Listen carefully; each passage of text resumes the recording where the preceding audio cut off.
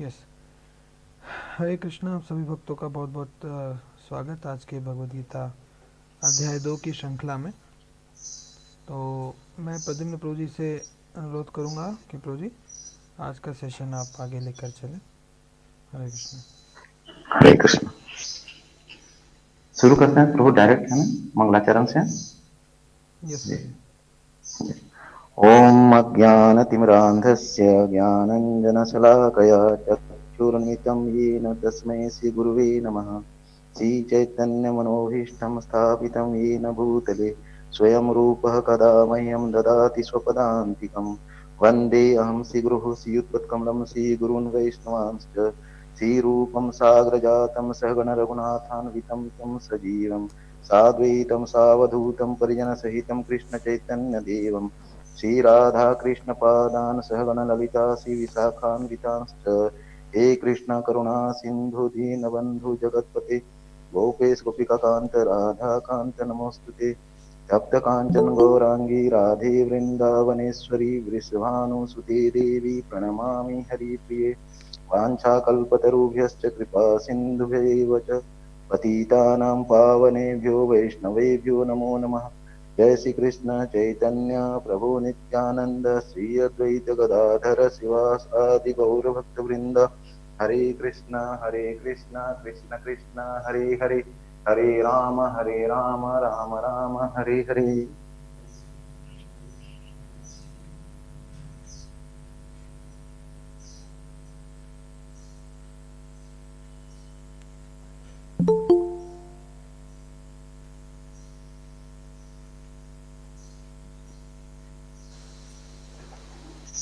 कल दूसरा श्लोक तक हम गए थे, तो रिकेप थोड़ा कर लेते हैं कि पहला जो श्लोक था कल संजय ने ये कहा, मतलब जब अर्जुन अपने धनुष को एक तरफ रख के जब रथ के आसन पर बैठ गया, उसके बाद संजय कहते हैं कि करुणा से व्याप्त शोकयुक्त अश्रुपूरित नेत्रों वाले अर्जुन को देखकर मधुसूदन कृष्ण ने ये शब्द कहे।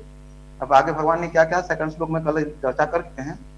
भगवान ने कहा, हे अर्जुन, तुम्हारे मन में यह कलमश आया कैसे? यह उस मनुष्य के लिए तनि भी अनुकूल नहीं है जो जीवन के मूल्यों को जानता है। इससे उच्च लोगों की नहीं अपितु अपयश की प्राप्ति होती है। कल मैंने बताया कि हर जगह भगवान को, मतलब वहां को भगवान का नाम नहीं लिया गया है, जैसे श्री कृष्ण उवाच या मधुसूदन उवाच, और भगवान के रूप में उनको हर जगह संबोधित किया गया है ना। क्यों किया गया थोड़ा सा बताया। कल जो मैंने एक उदाहरण दिया था, मैं उसको अभी नहीं बोलूंगा। ग्रुप में अगर कोई है जो बताना चाहें तो अभी थोड़ा बताएंगे तो अच्छा लगेगा कि किसको समझ में, जिनको आया है थोड़ा बहुत भी। कल का जो एक उदाहरण था और उनको तीन भगवान के अलग अलग स्वरूपों से हमने तुलना की थी, अगर कोई भी अगर आगे आके बताना चाहें तो बहुत ही अच्छा लगेगा। कोई भी। हरे कृष्णा।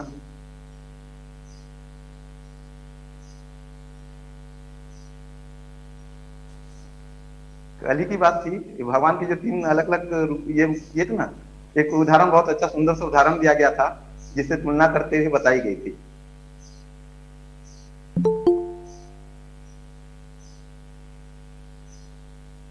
आप ही बता दीजिए प्रभु जी।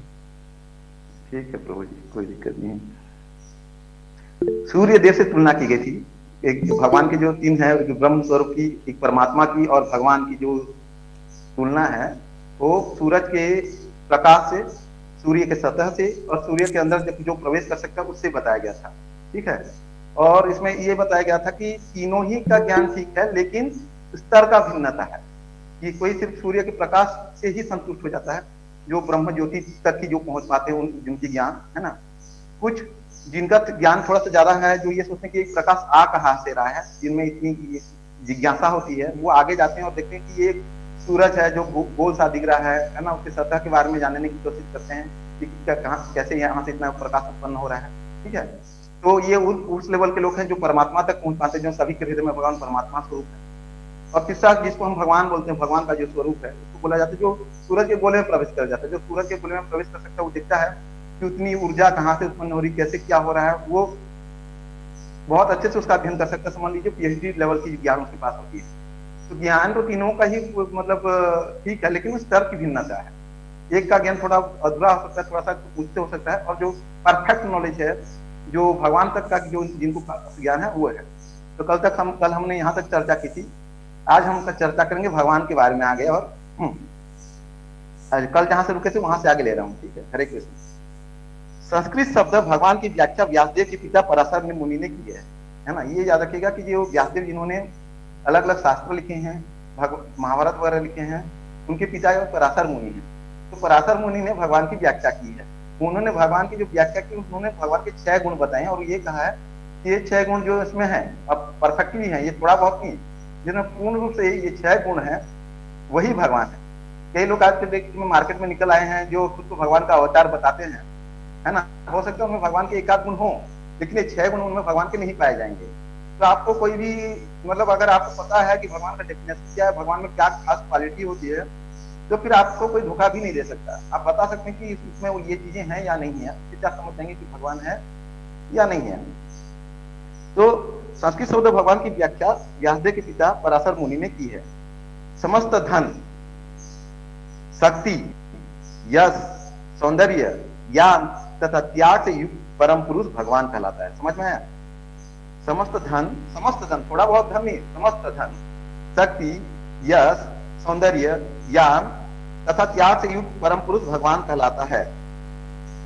अनेक व्यक्ति हैं जो अत्यंत धनी हैं, अत्यंत शक्तिमान हैं, अत्यंत सुंदर हैं और अत्यंत विख्यात, विद्वान तथा विरक्त भी हैं, किंतु कोई साधिकार यह नहीं कर सकता कि उसके पास सारा धन, शक्ति आदि है। अभी हम एक एक चीज पे चर्चा करेंगे, जिसमें 6 क्वालिटी दी गई, इसमें डिटेल में नहीं दिया है। प्रभुपाद वाले चर्चा करते हैं और जो भक्त चर्चा करते हैं, एक एक क्वालिटी पे डिस्कशन करते हैं, तो बहुत अच्छा लगता है। पहला जो यहाँ क्वालिटी दी गई, समस्त धन। अच्छा, समस्त धन अगर हम आज के डेट में देखेंगे, सबसे अमीर व्यक्ति कौन है? भारत का ही लेते हैं, तो भारत में जो है अंबानी को कहते हैं ना, अंबानी का मतलब वर्ल्ड रैंकिंग में सेकंड में पहुंच जाते हैं, थर्ड में पहुंच जाते हैं, और भी बहुत सारे लोग हैं। तो क्या ये लोग बोल सकते हैं कि मैं सबसे अमीर हूँ या सब धन मेरे पास है? ये लोग क्या क्लेम कर सकते हैं? आज जो दूसरा है, कल के डेट में 10वां भी पहुंच जाता है ना। मतलब ऐसा नहीं कि मतलब विश्व का सबसे अमीर आदमी भी जो है वो भी नहीं बोल सकता है कि मेरे पास संपूर्ण धन है या समय, मेरे पास पर्याप्त संपदा है ना, ये नहीं बोल सकता। लेकिन भगवान कृष्ण की अगर बात करें, उनके पास धन की कोई कमी नहीं है, वो लक्ष्मी के क्या है, पति है ना। एक बहुत धर्म ब्रह्म संहिता में अगर एक श्लोक लेंगे, उसका एक श्लोक बहुत ही सुंदर है, पढ़ेंगे तो ये आ जाता है। हम लोग क्या करते हैं, एक लक्ष्मी के पीछे भागते हैं, मतलब लक्ष्मी माता करते हैं, लेकिन भगवान की जब हम बात करते हैं तो वहां पे लक्ष्मी सहस्त्र सत संभ्रम सेव्यमानम गोविंदम आदि पुरुषम तमहम भजामि। मतलब भगवान की जो सेवा करने के लिए हजारों लक्ष्मियां, मतलब एक दो नहीं, हजारों लक्ष्मी, जिनको हम तो एक ही लक्ष्मी माता को जानते हैं, लेकिन वहां भगवान की जो सेवा गोलोक धाम में होती है, हजारों लक्ष्मी माताएं उनकी सेवा करने के लिए आतुर रहती हैं। समझ रहे हैं? तो भगवान के पास संपूर्ण वैभव है। हम अगर द्वारका की बात कर लें, जैसे भगवान ने, सभी को पता है, 16,108 रानियों से विवाह किया था। तो पता 16,808 रानियों को जो विवाह किया था, भागवतम में जब उसकी चर्चा होती है, 16,108 रानियों के लिए सबके लिए अलग अलग महल थे, सबके लिए अलग अलग गार्डन थे, है ना। कई लोग ये क्वेश्चन पूछेंगे, चलो 16,108 बिल्डिंग तो दे दिए, लेकिन भगवान समय क्या देते थे? यस, हर रानी को एक ही समय में समय देते थे। एक बार नारद जी को कंफ्यूजन हो गया, भगवान 16,108 रानी के साथ रहते कैसे, देखने के लिए वो विचार किए। तो पहले महल में गए तो देखिए कि भगवान जो है अपनी जो रानी के साथ है वार्तालाप कर रहे हैं।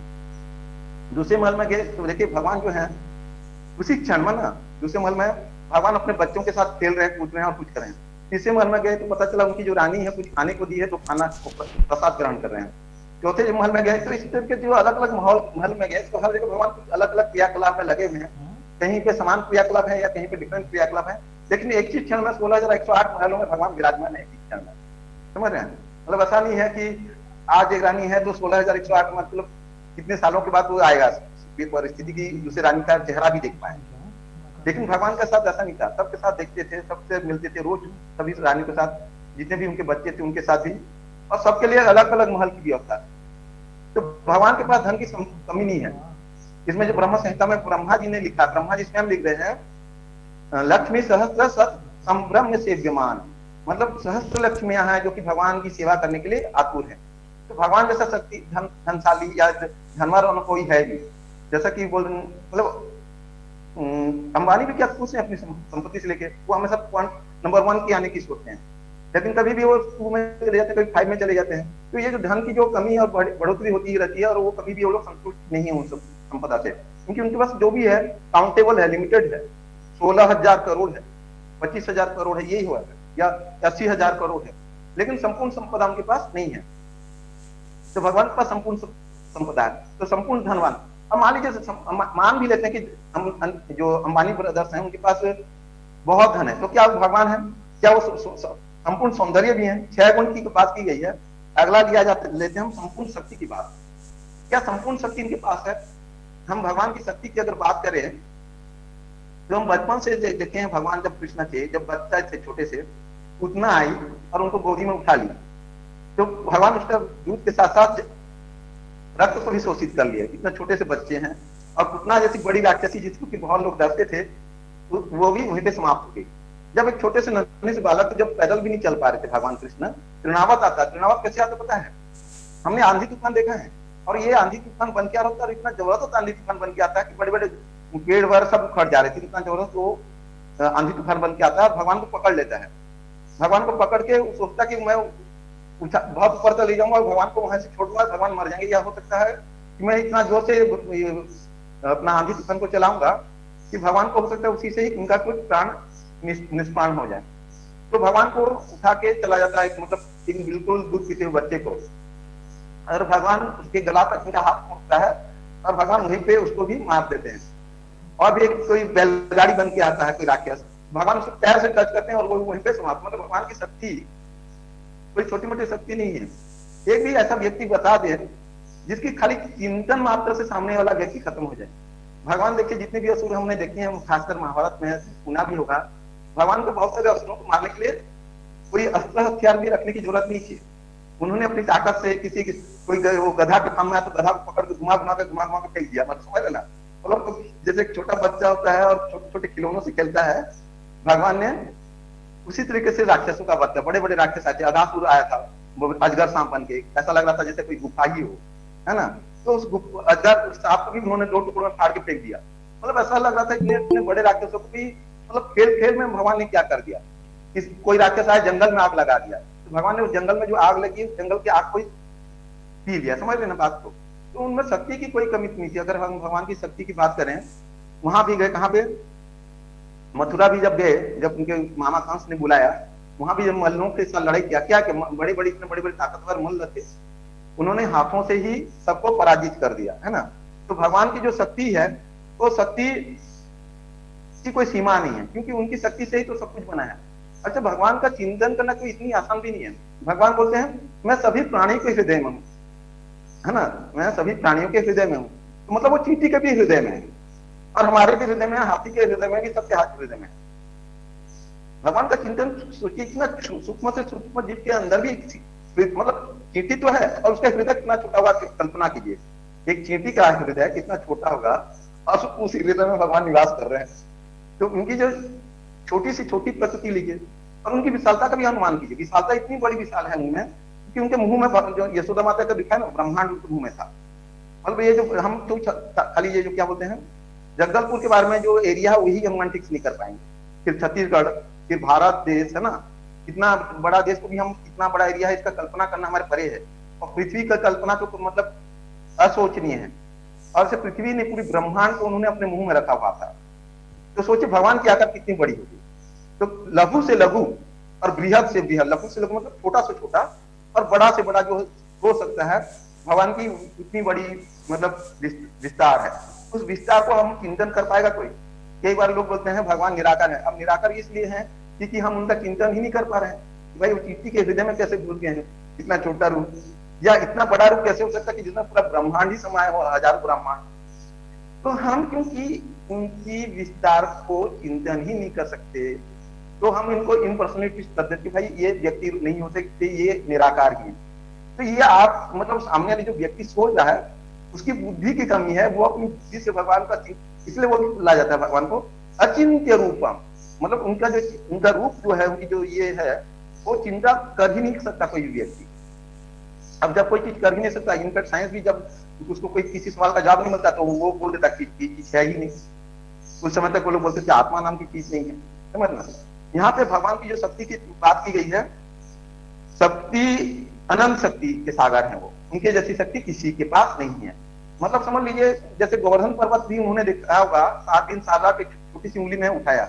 आजकल जो बाबा वगैरह आते हैं बोलते हैं हम भगवान के अवतार हैं, उनके बोलिए कि 100 किलो की शक्कर अपनी बोरी दोनों हाथ में 15 मिनट उठा कर दिखा दे, 2 मिनट में तो वो लोग पसने पसना होकर भाग जाएंगे। तो वो नहीं बोलते उठा भी पाएंगे वो लोग, 100 किलो की शक्कर की बोरी दोनों हाथ से उठा भी लेंगे 1 सेकंड के लिए, यही उनके लिए बहुत बड़ी बात होती है।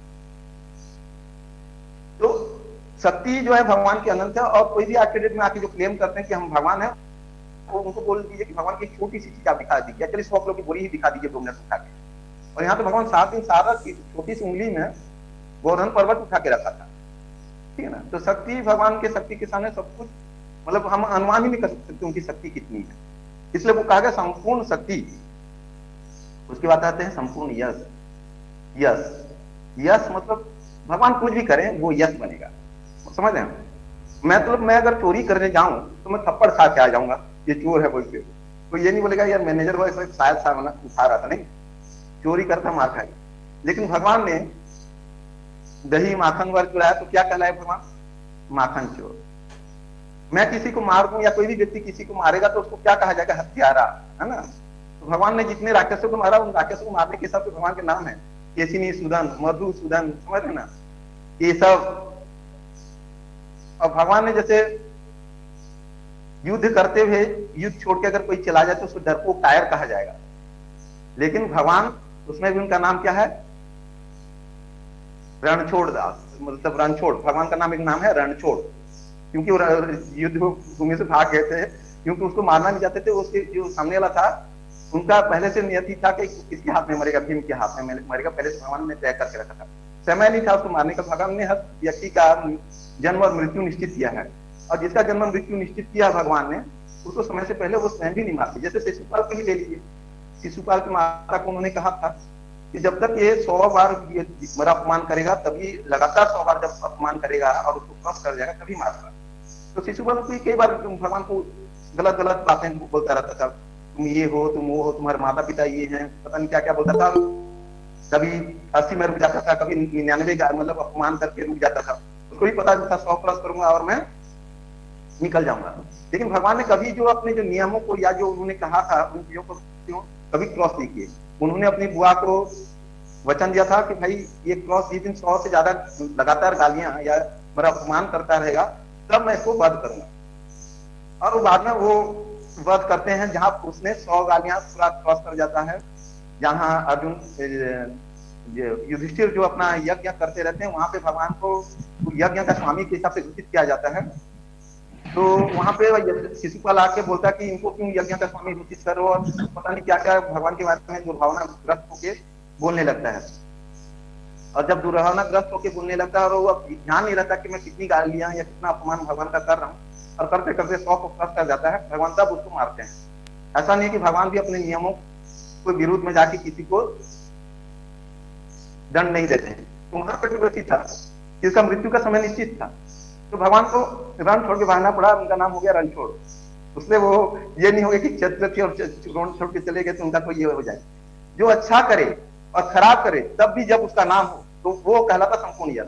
खाली अच्छा करूंगा और उसमें मेरा नाम हो रहा है तो नहीं, गलत चीज, गलत मतलब एक्चुअली गलत नहीं है ये, लेकिन कुछ सामान्य दृष्टि से देखा जाए तो गलत है। तो जो अच्छा और खराब दोनों चीजों में जो अपना नाम कमा ले, जिसका यश बढ़े, वो संपूर्ण यश। तो भगवान की जो यश है वो संपूर्ण है, उनके जैसा यश किसी और में है ही नहीं, ठीक है ना। अब आते हैं सौंदर्य, सबसे जबरदस्त है। इसके लेकर मैं 2-3 श्लोक मैं लिख के रखा हूं कल रात में कि भगवान की सौंदर्य, उनकी सौंदर्य की प्रशंसा मैं कैसे करूं। रात में टेंशन में आ गया कि भगवान के सौंदर्य की मतलब सोच भी पाना, मैं मेरा जैसे साधारण व्यक्ति, ये अलग बात है प्रभुपाद के आसपास में बोलने के लिए बैठ गया हूँ, लेकिन उनकी सौंदर्य की व्याख्या करना मेरे लिए टेंशन वाला बात हो गई थी। मैं भगवान की सौंदर्य की कैसे व्याख्या करूं, क्योंकि आप सबसे सुंदर व्यक्ति या सबसे सुंदर स्त्री जिसको भी आप जानते होंगे अपने अपनी इच्छा से, उनकी सुंदरता जो है एक लिमिटेशन है, उससे भी कोई ज्यादा सुंदर दिख जाए ना वो सुंदरता खत्म हो जाती है ना। मतलब आज के डेट में मुझे कोई बहुत सुंदर लगता है, ठीक है, और कल के डेट में उससे ज्यादा सुंदर कोई दिख जाए ना वो सुंदरता खत्म हो जाती है। तो यहाँ जो सुंदरता है रिलेटिव है और लिमिटेड है, और ये सुंदरता समय भी निश्चित है, 5 साल 10 साल। कई लोग बोलते हैं पुरानी हीरोइन बहुत सुंदर थी, आज के दिन में पुरानी हीरोइन उतनी सुंदर है जितना समय थी। या हीरो की भी बात कर रहे हैं, अमिताभ बच्चन अपने समय में बहुत सुंदर था, क्या आज के दिन में भी इतना सुंदर है? नहीं है। मतलब उनमें झुर्रियां पड़ गई हैं, किसी किसी को चेहरा देखेंगे तो एकदम गाल फूल फाल के पता नहीं अजीब सी चीज उसमें आ गई है।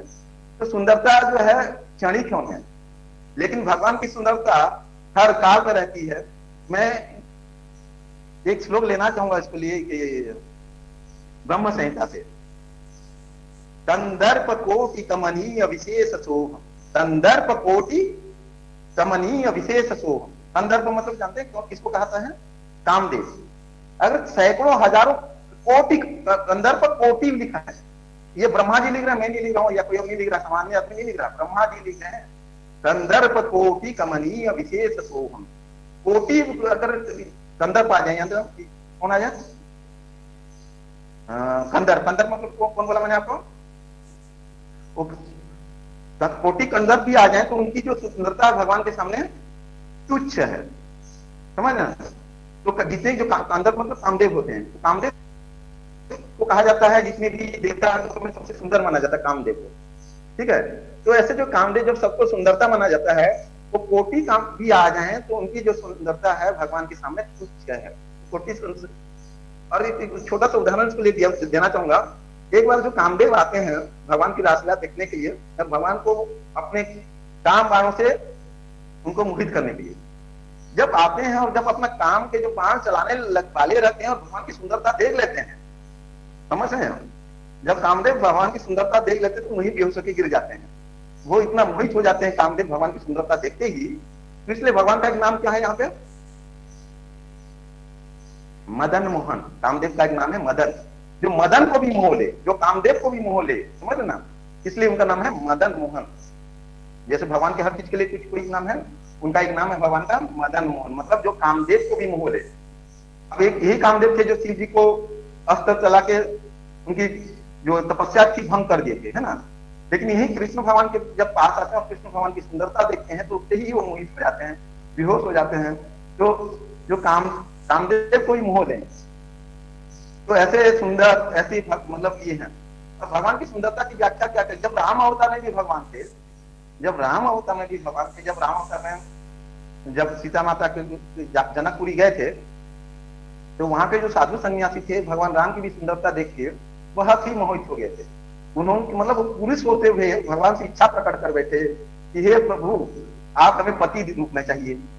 अब भगवान बड़े ये में संकट में पड़ गए, ये कैसे हो सकता है? मैं तो एक पत्नी व्रता लेके इस जन्म में आया हूँ। भगवान कहते हैं कि देखिए ये राम अवतार है, ये पुरुषोत्तम अवतार है मेरा, मतलब मैं लोगों को शिक्षा देने के लिए, बल्कि राम भगवान जब थे कोई भी चमत्कार नहीं किए थे। उन्होंने कोई ऐसा शक्ति उपयोग नहीं किया था कि सोचा कोई तीर आ गया, सोचा मैं हवा में उड़ने लगे, या हवा में किसी को घुमा मार दिया। उन्होंने एक साधारण आदमी जैसे जिया ना राम अवतार, भगवान वैसे ही जिए थे राम अवतार में। मतलब तीर से मार रहे हैं और कुछ है जो एक साधारण आदमी कर सकता है, उसी हिसाब से भगवान ने किया था। तो भगवान ने बोला कि लोगों को शिक्षा देने के लिए यथ यथ आचरण शिष्ट, जैसे मैंने पहले भी बोला, जो जो श्रेष्ठ व्यक्ति आचरण करते हैं उसी के बाकी लोग पालन करते हैं। तो भगवान राम जो आए थे लोगों को शिक्षा देने के लिए आए थे। तो उन्होंने बोला कि मैं तो एक पत्नी का व्रत लेकर रखा हूँ, पुरुषोत्तम अवतार है मेरा, मैं कैसे ये करूँ? बोले प्रभु राम जी, हम क्या इससे कोई नहीं, हम आपके भक्त हैं, हम आपके बस यही वरदान चाहते कि आप हमें पति के रूप में मिले। भगवान तो समझते हैं आप क्या करें। भगवान ने तब कहा था जब मैं कृष्ण अवतार लूंगा, जब लीलावतार लूंगा, तब मैं आप सबकी इच्छाएं पूरी करूंगा, समझ रहे ना? और ये भगवान की मजबूरी थी। कई लोग बोलते हैं भगवान ने इतनी से शादी किया, ये क्या? भगवान की कोई इच्छा नहीं है। भगवान जो है ना प्योर ब्रह्मचारी है। भगवान कृष्ण जो है ना, ये अगर आप पढ़ेंगे आप, वो इन सब की चीजें होते हुए भी प्योर ब्रह्मचारी। जैसे कमल का पत्ता पानी के बीच में रहते हुए भी वो भीगता नहीं है ना। अरे पानी के बीच में रहते कोई कैसे नहीं भीग सकता, भीगेगा? हमारा सवाल ये आएगा कि कैसे नहीं भीगेगा। लेकिन कमल का पत्ता अगर आपने देखा होगा, उसके ऊपर भी पानी आप छिटक दें तो कुछ समय बाद पानी इधर उधर उधर निकल जाता है, वो भीगता नहीं है। तो भगवान को क्योंकि अपने भक्तों को खुश करने के लिए कृष्ण अवतार लेके, लीला पुरुषोत्तम अवतार लेके करना पड़ा, लेकिन वो ये सबके होते हुए क्योंकि इसमें लिप्त नहीं थे, वो अपनी इंद्रियां तृप्त करने में नहीं बैठे हुए थे, इसलिए वो ब्रह्मचारी है, संपूर्ण ब्रह्मचारी। क्योंकि हम क्या चाहते हैं, हम कोई चीज करते हैं, रसगुल्ला खा रहे मान लीजिए, वो बहुत टेस्टी है, एक रसगुल्ला दे दीजिए ना। तो हम क्या करते हैं कि हम अपनी इंद्रियों की तृप्ति में लग जाते हैं, हम ये नहीं सोचते कि इससे हमें घाटा होगा। लेकिन भगवान अपनी इंद्रिय तृप्ति में कभी नहीं लगते। भगवान अपनी भक्तों की खुशी के लिए वो चीज भी कर जाते हैं जो हो सकता है आने वाले समय में लोग लांछना दें। राम अवतार में भगवान ने साफ साफ बोला था कि मैं लोगों को शिक्षा देने के लिए आया हूँ, तो वो ऐसा कोई भी काम नहीं किए जो आगे लोग उनको लांछना दें। भगवान कृष्ण को करना पड़ा क्योंकि उन्होंने प्रतिबद्ध थे, अपने भक्तों को वचन दे के रखा था, तो इसलिए उन्होंने जो कृष्ण अवतार में वो सब उनको करना पड़ा। कृष्ण अवतार का संपूर्ण अवतार है क्योंकि इसमें भगवान की जो संपूर्ण कलाएं हैं वो दिखने में आई हैं, जिसमें कि भगवान अपनी जो चमत्कारिक शक्तियां भी दिखाई हैं। हाँ, एक चीज चमत्कारिक शक्ति निकला है तो मैं इसमें ऐड करना चाहूंगा। कोई चमत्कार दिखाता है इसलिए वो भगवान नहीं है। अगर चमत्कार दिखाने वाले अगर भगवान होने लगे तो जितने जादूगर है ना, एक तो कोई जादूगर है पीसी सरकार, जिन्होंने कुछ सेकंड के लिए अपना ये ताजमहल को कुछ सेकंड के लिए गायब कर दिया था, है ना। तो जो ताजमहल को गायब कर दिया कुछ सेकंड के लिए, तो उसको हम भगवान मान लेना चाहिए। आपको तो पता नहीं होगा, मैं हम उड़ीसा में एक साधु रहे हैं, आप पता नहीं है कि नहीं है ना, 84-85 की बात बता रहा हूँ मैं। उस टाइम मैं छोटा था, 5-7 साल का, और तब उसी जगह आए थे साधु, और उस महानदी में पैदल चले गए। महानदी जो नाव में जाते ना, पानी के ऊपर पैदल चले गए। पूरी फैली हुई न्यूज़पेपर में भी आए थे कि इसमें इतने बड़े साधु सन्यासी हैं।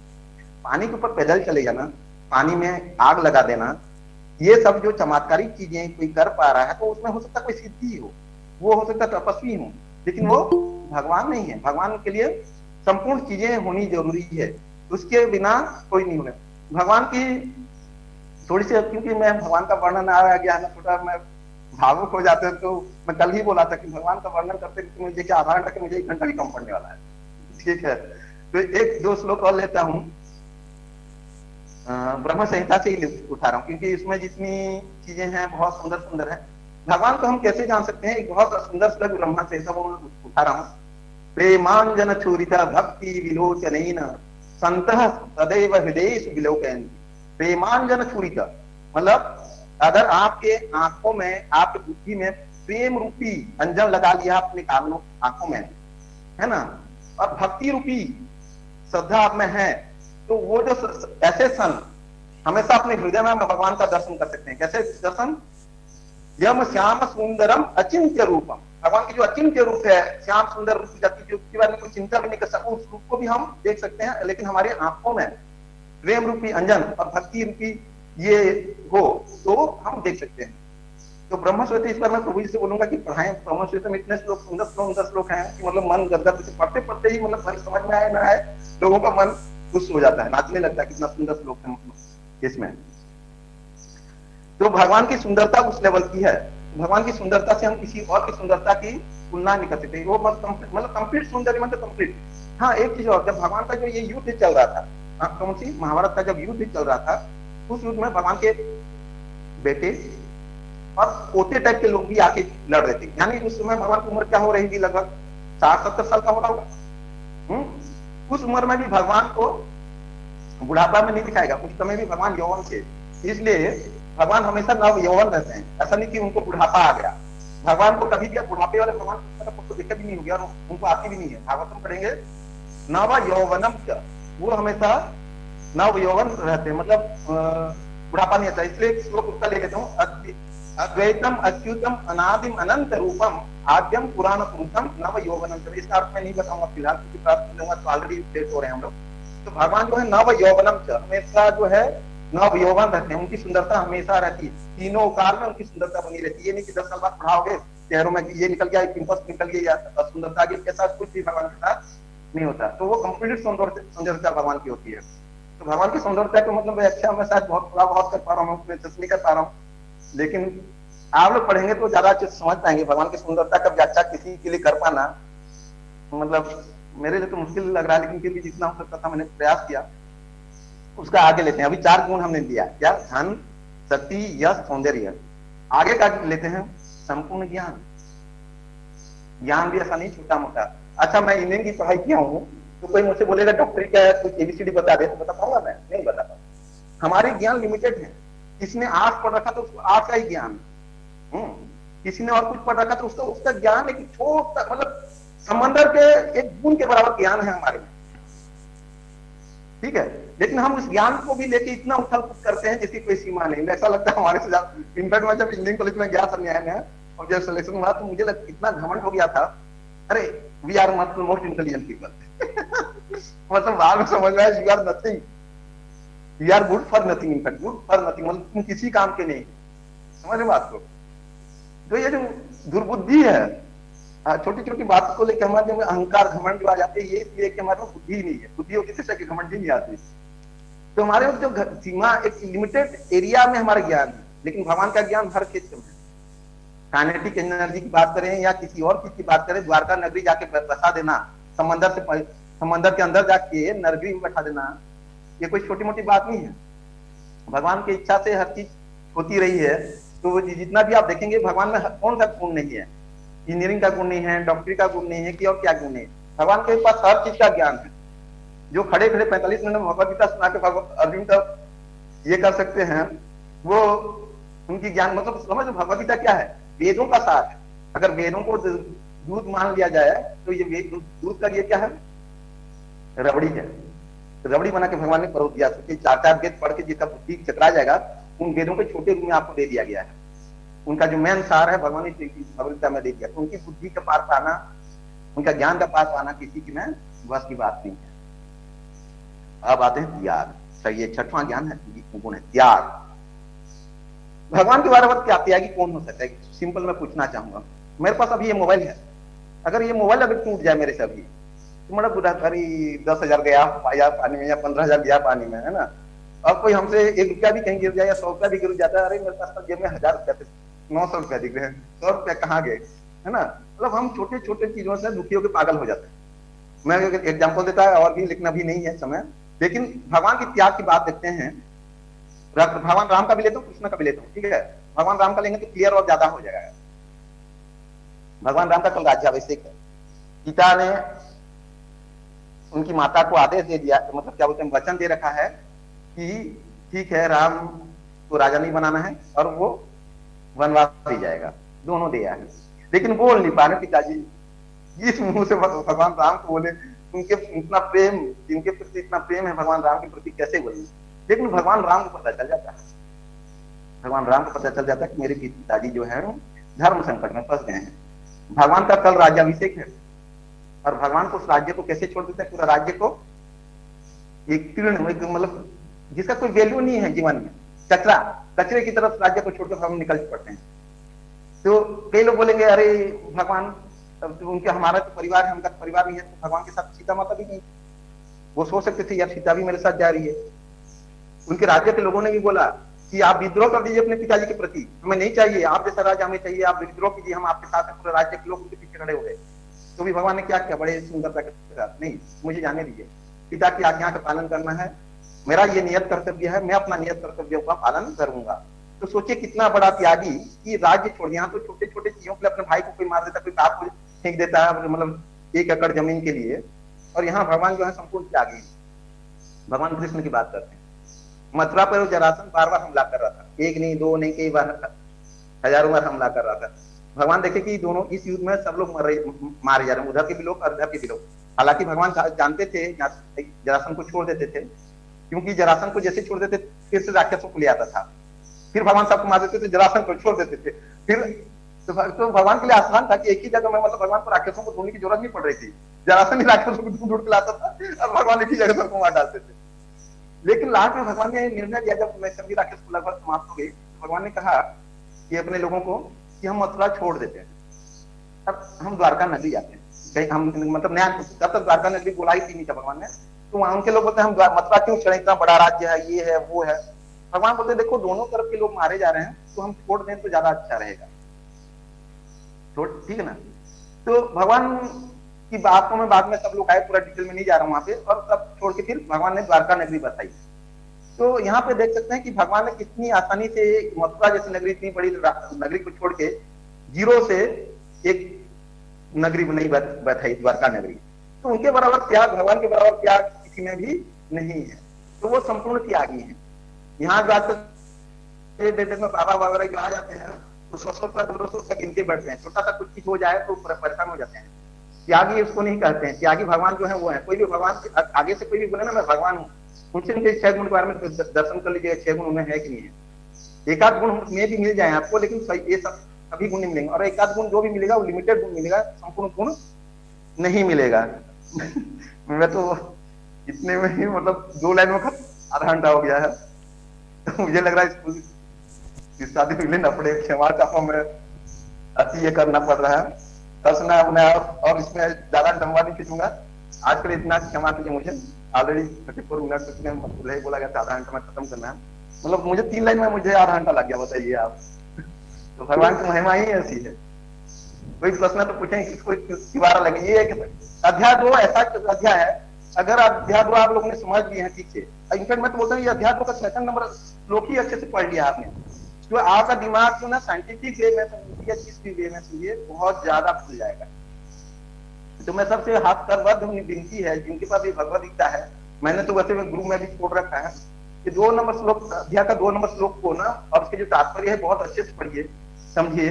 इसको ना कल फिर से लेंगे, यहाँ अभी कंप्लीट नहीं हुआ है कल, लेकिन इसके साथ अगला श्लोक ले लेंगे। मतलब भगवान की जो कौन है, उनकी जो 6 गुण बताए, क्या क्या ज्ञान गुण बताए एक बार शॉर्ट में। संपूर्ण ज्ञान, शक्ति, यश, सौंदर्य, ज्ञान तथा त्याग, इससे युक्त पुरुष ही परम पुरुष भगवान कहलाता है, अन्य कोई नहीं। और किसने ये कहा है? व्यासदेव के पिता पराशर मुनि ने। बस यही अपने को विराम देना चाहता हूँ, जो भी सवाल पूछना चाहें पूछें। हरे कृष्ण। ये श्लोक नंबर कौन सा, द्वितीय अध्याय का कौन सा बोले? द्वितीय अध्याय का दूसरा श्लोक, 2nd श्लोक, श्लोक नंबर 2। कुतः त्वा तस्मलम इदम विस्मय समुपस्थितम अनार्यम जुष्टम अस्वर्ग्यम अकीर्तिकरम अर्जुन। ये श्लोक को बहुत अच्छे से, और इसका तात्पर्य इतना अच्छा है ना। नहीं, इसमें भगवान के 6 गुण इसमें मेंशन है। हाँ, 2nd अगला पेज में देखिए ना, आपका जो है ना 6 गुण मेंशन है। तात्पर्य में भगवान की व्याख्या व्यासदेव के पिता पराशर मुनि ने की है। देखिए पैराग्राफ में स्टार्टिंग ऐसी है, संस्कृत शब्द भगवान की व्याख्या लिखा है ना, आप उसको पढ़िए ना। मैं उसको डिटेल में किया एक्सप्लेन, उसमें सिर्फ ये 6 गुण बता दिए गए हैं, लेकिन उन 6 गुणों को मैंने और ज्यादा एक्सप्लेन किया ताकि आप लोगों को अच्छे समझ में आए। आप ब्रह्म संहिता से बढ़िया बढ़िया एक्सट्रैक्ट निकाल के दे रहे हैं, मतलब वंडरफुल। मैं एक्चुअली कल रात में बड़ा कंफ्यूज था कि मैं भगवान की सुंदरता की जहां बात आई ना, भगवान के बारे में बताना है, मतलब किसके बारे में बताना, मैं कोई छोटा मोटा आदमी के बारे में बताऊंगा ठीक है, यहाँ तो भगवान है उनके बारे में बताऊँ, तो मैं कल बहुत ज्यादा कंफ्यूजन था। ये जो 2-3 श्लोक आपने बताया ना ब्रह्म संहिता से, जी वो थोड़ा ग्रुप में डालिए ना थोड़ा। यस, मैं शक्ति में एक श्लोक, छोटा सा श्लोक और ले लेता हूँ ब्रह्म संहिता का, बहुत अच्छा रहेगा। यस्य आज्ञाया भ्रमति समृद्ध काल चक्र, मतलब भगवान की आज्ञा से ना ये जितनी भी काल चक्र जो चल रहा है ना, काल चक्र उनकी आज्ञा मात्र से चलता है। उनकी ताकत की हम बात करें ना, ताकत की जरूरत ही नहीं, भगवान की आज्ञा से ये संपूर्ण काल चक्र चल रहा है। तो उनकी ये सूरज जो आप रोज आपको दिखता है, ये पृथ्वी गोल गोल घूम रही है, ये तो भगवान की आज्ञा मात्र से हवा में लटक रही है। क्या कहाँ लटक गई? गुरुत्वाकर्षण बल कोई बल अपने आप पैदा नहीं हो गई होगी। चलो हम गुरुत्वाकर्षण बल या फलाना ठिकाना बल को भी मान लेते चलिए, अगर सूर्य की परिक्रमा कर रहे हैं और हवा में तैर रही है ये लोग, और सभी ग्रह ऐसे इतनी परफेक्टली तैर रही है, इतने हजारों लाखों करोड़ों असंख्य ग्रह हैं, कोई किसी से टकरा भी नहीं रहा है, और अपने समय फिक्स है। 365 दिन का ही मतलब 1 साल होगा, दिन का समय फिक्स है, रात के समय फिक्स है, सूरज के नजदीक आएंगे तो ये होंगे। इतनी परफेक्टली हर चीज को मेंटेन कौन किया है, समझ पाएंगे। फूल खिलते हैं सुबह सुबह, अलग अलग कलर के फूल, अलग अलग की उसमें सुगंधियां हैं, मतलब समझ सकते हैं ये जो जिसने भी किया होगा, ये कौन चित्रकार है, ये फिल्मी गाना है मैंने हम सुना है, जिसकी ये रचना है, इतनी सुंदर रचना जो किया है, कौन है ये? तो हम उनके बारे में चिंतन ही नहीं कर सकते। अब जो मूर्ख होते ना, जब मूर्खों को पता नहीं होता कि हम इनके बारे में चिंतन भी करके नकार देते हैं, तो नकार देना बड़ा इजी चीज है किसी चीज, क्योंकि आपके मन बुद्धि नहीं है, आप स्वीकार करता उस चीज को। हरे कृष्ण। मैं कभी कल्पना करता हूँ भगवान की जो ब्यूटीफुल क्रिएशंस हैं, आप आदेश दें तो मैं थोड़ा शेयर करूं मेरे फीलिंग को। बिल्कुल। मैं कभी कभी सोचता हूँ कि जिस तरीके से हम लोग प्रकृति को डिस्टर्ब कर रहे हैं, आने वाले समय में अगर जमीन के अंदर पानी खत्म हो जाए, वृक्षों के अंदर फल फूल निकलना खत्म हो जाए, और ये भी हमको ऑर्डर दे के मंगाना पड़े, तो 1 गिलास पानी का कॉस्ट क्या होगा, 1 पीस एप्पल को लेबोरेटरी में बनाने का कॉस्ट क्या होगा, एक बहुत हैरानी होती है।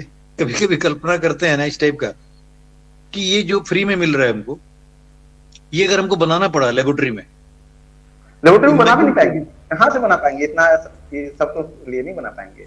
चांस ही नहीं है। जब भी हम एक गिलास पानी पी रहे हैं, अगर हम सोचें ये पानी अगर फ्री में नहीं मिलता तो क्या होता?